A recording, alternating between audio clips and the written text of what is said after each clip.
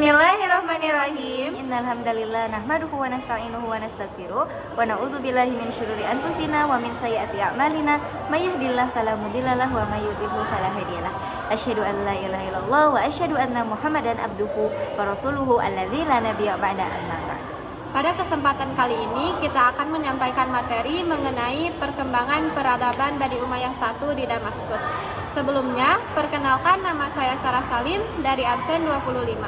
Saya Sayla Afra Amirah, absen 26. Kita mulai dari jantung administrasi, yaitu ada Wawin atau Dewan-Dewan Pusat. Demi mengurus kekaisaran yang sangat luas, Bani Umayyah mendirikan 4 kantor pusat yang sangat vital.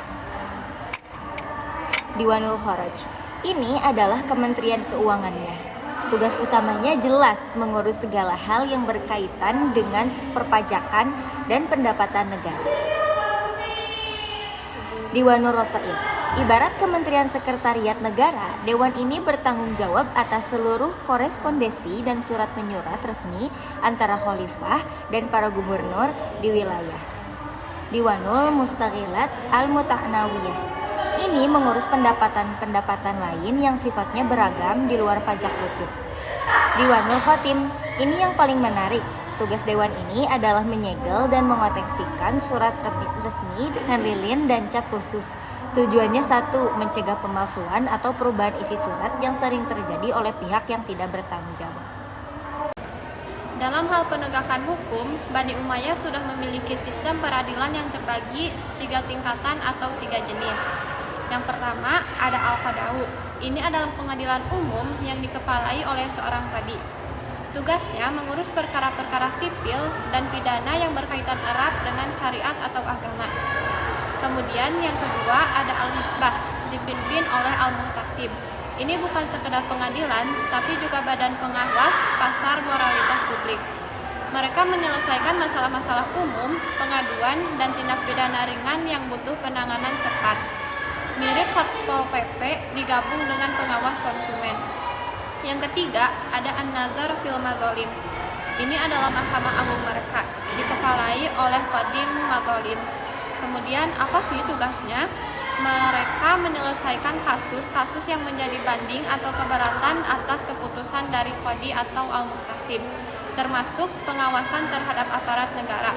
Ini adalah mekanisme check and balance mereka. Daulah Umayyah adalah kekaisaran raksasa.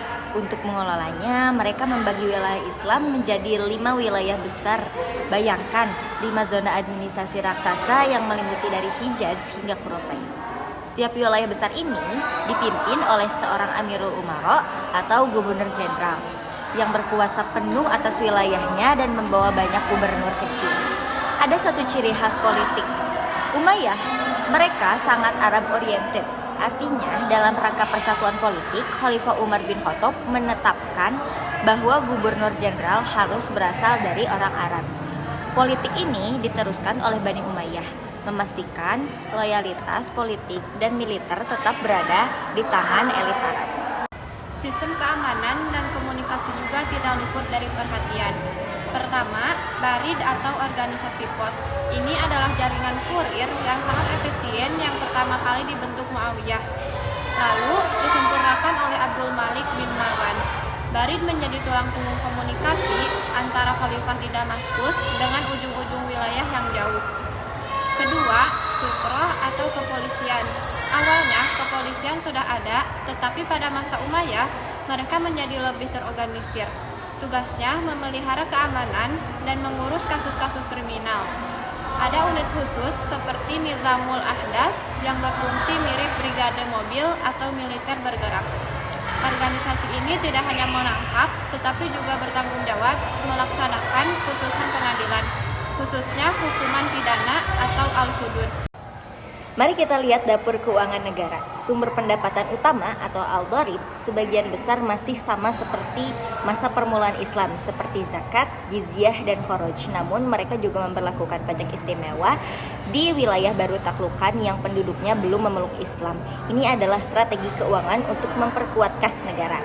Lalu, kemana uang itu dihabiskan? Ini masuk ke masyarif Baitul Mal atau pengeluaran kas negara. Pengeluaran mereka mencakup gaji untuk pegawai, tentara, dan biaya operasional pemerintah. pembangunan infrastruktur seperti irigasi dan penggalian terus pertanian, mereka sadar pentingnya ketahanan pangan, biaya perang, termasuk perlengkapan dan pengurus tawanan perang, dana-dana khusus seperti hadiah untuk bujangan dan ulama, serta dana rahasia yang dikelola langsung oleh khalifah untuk kebutuhan mendesak atau kepentingan negara yang sangat insentif. Terakhir, kita bicara soal kekuatan militer, An-Nizam al-Harbi. Ada perubahan besar dalam angkatan darat. Dari sistem sukarela pada masa Khulafaur Rasyidin, Bani Umayyah menerapkan Nizamat Tajnidil Ijbari, yaitu sistem wajib militer. Mayoritas anggotanya ditarik dari orang-orang Arab. Lagi-lagi mencerminkan politik Arab oriented. Yang paling krusial adalah angkatan laut. Walau sudah dirintis sederhana oleh Utsman, Muawiyah bin Abi Sufyan lah yang benar-benar membangun armada musim panas dan musim dingin yang kuat. Tujuannya ganda. Yang pertama, untuk pertahanan, menjaga wilayah Islam dari ancaman angkatan laut Romawi. Yang kedua, untuk perluasan kekuasaan Islam melalui jalur laut. Secara keseluruhan, organisasi pertahanan mereka jauh lebih disempurnakan dibandingkan periode sebelumnya, menunjukkan bahwa Bani Umayyah adalah kekuatan militer yang terorganisir dan berorientasi pada ekspansi. Cukup sekian pemaparan dari kami. Mohon maaf bila ada kesalahan. Saya Saila Amirah. Saya Sarah Salim. Kami pamit undur diri. Wassalamualaikum warahmatullahi wabarakatuh. Yes.